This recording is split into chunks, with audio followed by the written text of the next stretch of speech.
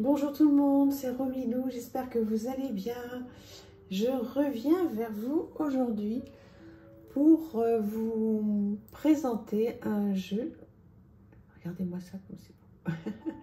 Pour vous présenter un jeu de tarot que j'aime énormément. J'ai eu un gros coup de cœur. Et voilà, je ne sais pas s'il va vous plaire, mais vous allez me le dire. Alors, The Shimmering Veil Tarot. C'est un jeu que j'ai acheté sur le Roi de Coupe, donc qui est en anglais. Voilà, c'est une très belle boîte.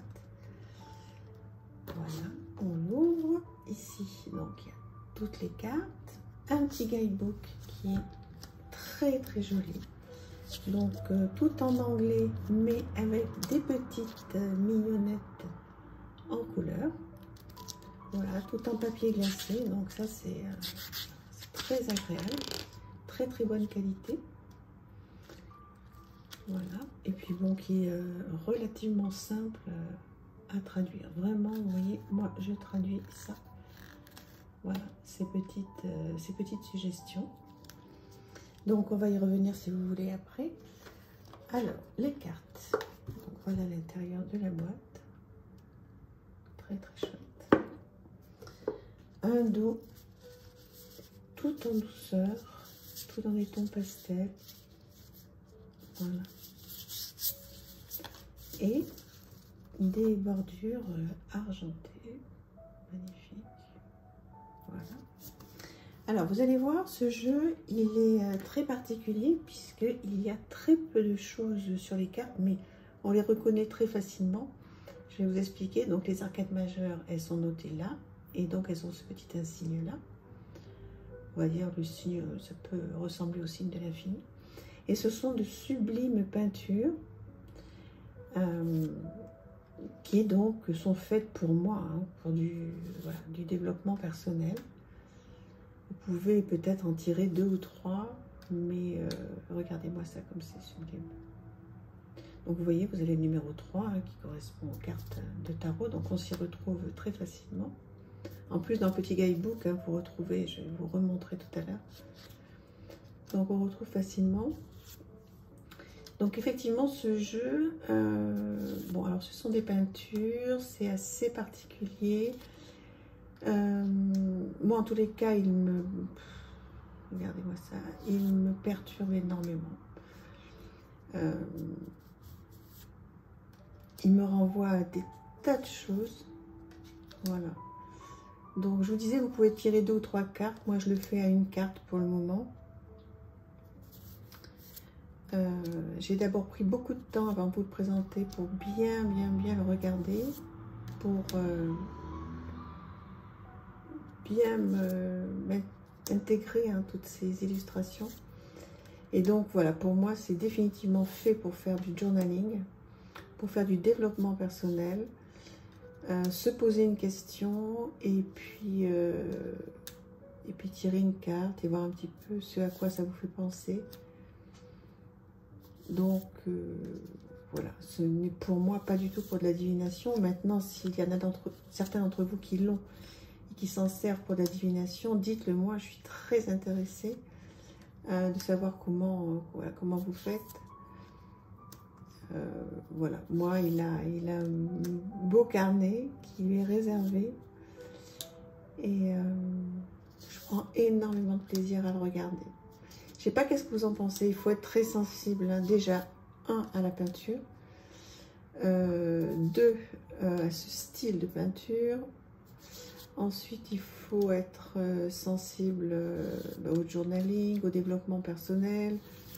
Donc tout ça, c'est tellement, pour le coup, c'est tellement personnel hein, que regardez-moi comme c'est joli. Alors on retrouve ici donc les signes terre, air, feu, etc. Donc on peut retrouver très facilement la suite dans laquelle nous sommes. Hein. C'est beau, hein? Qu'est-ce que vous en pensez? Dites-moi, ça m'intéresse vraiment de savoir quelles sont les personnes qui sont très sensibles, qui adorent. Et puis celles qui me diront que pas du tout, c'est pas du tout leur truc. Voilà, c'est important pour moi de savoir ce que vous aimez, parce que telle personne aime ça, telle personne aime ça, parce que maintenant je commence à vous connaître, hein, pour ceux qui m'écrivent, celles qui m'écrivent tous les jours. Je commence un petit peu à vous connaître et je saurai presque déjà à qui ça va plaire et à qui ça va pas plaire. C'est ça qui est fabuleux, c'est que j'ai l'impression de vous connaître un petit peu, certaines d'entre vous. C'est chouette. C'est pas que voilà, la vidéo, la caméra et puis vous qui êtes derrière votre écran. C'est comme moi quand je suis certaines personnes, j'ai l'impression de les connaître un petit peu, hein, au regard de ce qu'elles présentent, de ce qu'elles disent. Ça n'a pas que du mauvais, hein, le virtuel. Alors oui, ce serait mieux si on était ensemble et qu'on avait un groupe de paroles, un groupe de... Voilà, bien sûr que ce serait mieux, mais bon. Ce serait compliqué avec déjà le nombre de personnes et je vous remercie infiniment et n'hésitez pas à vous abonner si ça vous plaît. Oui, donc ce serait difficile au regard du nombre de personnes, mais moi, mon rêve, ce serait, ça arrivera un jour, ce serait qu'on se réunisse par région à une dizaine de personnes, que j'arrive à organiser ça, et puis que je vienne à votre rencontre, que je loue une salle, et puis qu'on se retrouve, que je vienne avec mes valises de jeu, et vous avec vos valises de jeu, puis qu'on passe une belle après-midi ensemble. Ça fait vraiment partie de mes projets, de venir à votre rencontre, dans une salle, on verra. Voilà, qu'est-ce que vous pensez de ce très beau jeu, je trouve. Alors, pour s'y retrouver, je vous montre. Donc là, pour les cartes, comment dire, les majeures, donc vous avez ces petits cils-là. Et ensuite, donc, vous voyez là, suivant, donc ça c'est pour tout ce qui est signe d'air. Vous avez les petits nuages. Ensuite, la terre, le rond. Voilà, tout ce qui est feu et tout ce qui est émotion, tout ce qui est signe d'eau, des coupes, ces petites vagues. Voilà, donc on s'y retrouve très très facilement, il n'y a aucun souci. Voilà, bah écoutez, je vais vous présenter maintenant un petit cahier d'exercice que j'aime beaucoup, qui va travailler en fait sur les émotions. Pour essayer, tenter d'apprendre à les maîtriser, c'est ce petit journal personnel, maîtriser vos émotions, qui coûte très peu cher, même pas 5 ou 6 euros. Et donc, voilà, vous voulez surmonter vos émotions négatives, vous sentez souvent que vous pourriez mieux faire, vous avez besoin d'aide pour gérer le stress. Ce guide d'accompagnement vous aidera à mettre en pratique les leçons apprises dans le livre « Maîtriser vos émotions ». Donc, en fait, il y a un livre hein, qui va avec.